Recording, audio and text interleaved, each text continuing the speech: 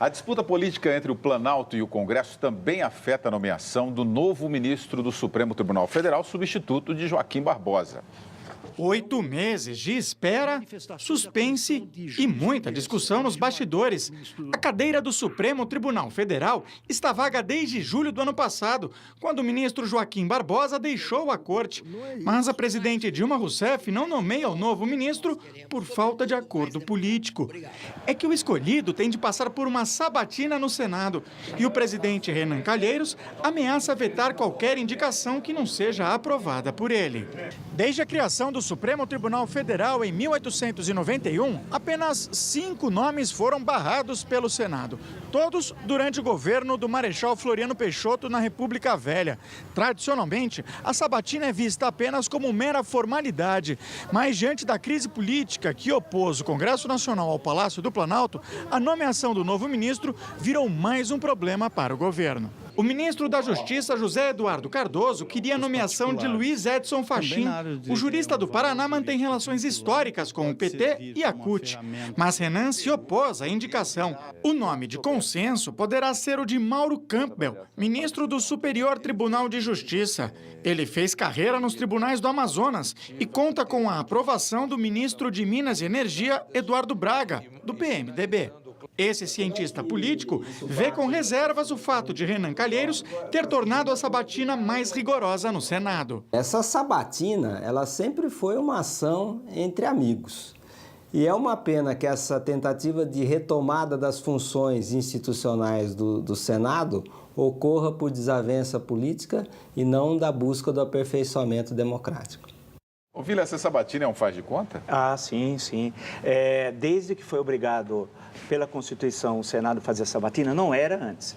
No início da República, o presidente indicava, foi lembrado na reportagem, foram 3 que foram, depois teve problemas no Senado, porque a Constituição de 1891, dizia notório saber, não falava que saber. E o Floriano, de sacanagem, nomeou um médico, Barata Ribeiro, e 2 generais, que tinham notável saber, um nas armas, esses 2, e o outro como médico. Acabaram sendo anulados. Tal. O Barata Ribeiro ficou cerca de 10 meses. Bem, aí, a partir de então, todos passaram, não houve um caso de recusa, Houve só um problema em 62, um grande advogado, Evandro Lins e Silva, aí mais por picuinha política, mas ele acabou sendo aprovado, por uma diferença menor do que tradicionalmente eram aprovados outros. Inclusive, Evandro Lins e Silva acabou sendo cassado pelo ato adicional número 5, em 68, foi cassado no início de 69, com mais outros dois grandes ministros do STF. A questão toda é que a tradição é ser uma farsa. Eu já assisti vários pela TV Senado e achei tudo isso ridículo. Já citei uma vez alguns exemplos, não vou nem lembrar, uns exemplos trágicos que eu vi. Eu espero que dessa vez isso não ocorra. É importante lembrar que eu sou favorável a essa forma. Eu acho que o Executivo tem de indicar e cabe ao Legislativo, no caso o Senado, cumprir suas atribuições constitucionais, que não faz. Nos Estados Unidos, eu citei já aqui, vale relembrar, em 1991, o primeiro presidente Bush indicou claros sintomas, o ministro negro, para a Suprema Corte Americana. Houve um debate porque ele foi acusado de assédio sexual. Durante semanas, os Estados Unidos discutiu a nomeação dele. Ele foi aprovado no Senado por 51 a 49. Portanto, veja o que é a disputa. Aqui, qualquer um aprovado. Eu espero que dessa vez, não por picuinhas políticas, mas seja uma prática que o Senado faça seriamente uma sabatina.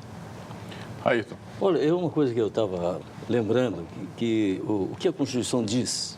A Constituição diz que o cidadão pode ser indicado, ele tem que ter entre 35 e 65 anos e notável saber jurídico. São essas 2 condições.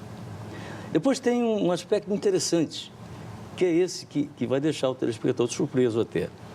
Os ministros do Supremo Tribunal Federal serão nomeados pelo presidente da República depois de aprovada a escolha pela maioria do Senado Federal. Então, você não vai dizer que o Renan veta ou não veta, isso é equívoco. É verdade, o presidente não tem poder de veto nisso. Porque ele conduz os seus pares. Sai da reunião da comissão e vai para o plenário, e o plenário vota e aprova. Se o presidente quer ou não, vai a maioria que vai decidir. Mas a questão é saber quem é que indica. Porque, veja bem, não necessariamente está aqui escrito que a presidente da República indica.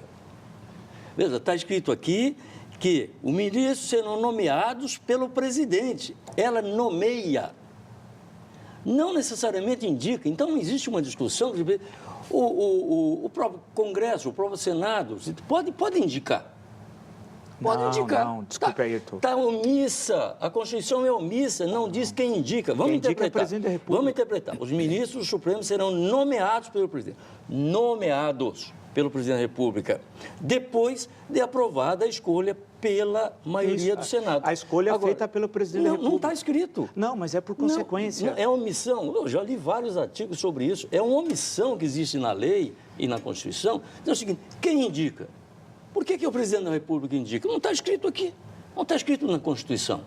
Então, eu entendo que não é necessariamente precisa de indicação da presidente, não. Precisa que seja indicado, o nome seja submetido a uma sabatina e, a partir de então, aprovado na sabatina, não, aprovado no plenário do Senado, vá à presidente para que ela nomeie. Tanto é que é um projeto de emenda constitucional agora que quer regulamentar isso da seguinte forma. Os ministros supremos serão indicados por terços. A Câmara, 1 terço, o Senado, 1 terço, o Executivo, o outro 4, né? 3+1. E essa distribuição é feita e submetida ao Senado. Quem indica os nomes? Uma comissão da Ordem dos Advogados do Brasil, Seção Nacional, e da Associação dos Magistrados Brasileiros. Bom, é uma proposta que está tramitando lá. É desse que se elegeu agora governador do Ceará, um bom deputado, Dino, que Maranhão. É do Maranhão.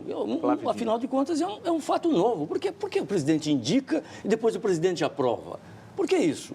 O presidente não indica, mas o presidente aprova depois que é aprovado. Não aprova, Ayrton. Desculpa, ela nomeia. Ela nomeia, isso. William Souza aqui, indicar o ministro para o STF com grande afinidades com o partido não deveria ser evitado em nome da ética? Devia nomear, aí cumpriu o que foi lido, o que está disposto na Constituição, o notório saber jurídico. No início da República, teve, na Primeira República, a chamada República Velha, por exemplo, foi nomeado pessoas, por exemplo, Roberto Torres, tinha 35 anos e alguns meses, que precisa ter 35 anos. Roberto Torres é um pensador do Brasil, Programa Nacional Brasileiro, Organização Nacional. Pedro Lessa, vamos pegar assim, as grandes figuras da Primeira República. Puxa vida, era um grande advogado, já tinha aqui em São Paulo, depois vira um dos maiores, se não for o maior ministro do Supremo durante a Primeira República, chamada República Velha. Eu citei o Evandro Lins e Silva, um grande advogado. Podia citar um outro, Hermes Lima, que foi cassado com ele, e um outro, Vitor Nunes Leal, um indicado pelo JK e Hermes Lima e Evandro no governo João Goulart. E podemos citar outros nomes, né? O Supremo teve brilhantes advogados, juristas, tal. O problema é quando mistura a indicação com questão política partidária, que ele bem destacou, isso não deve ocorrer. É o jogo político.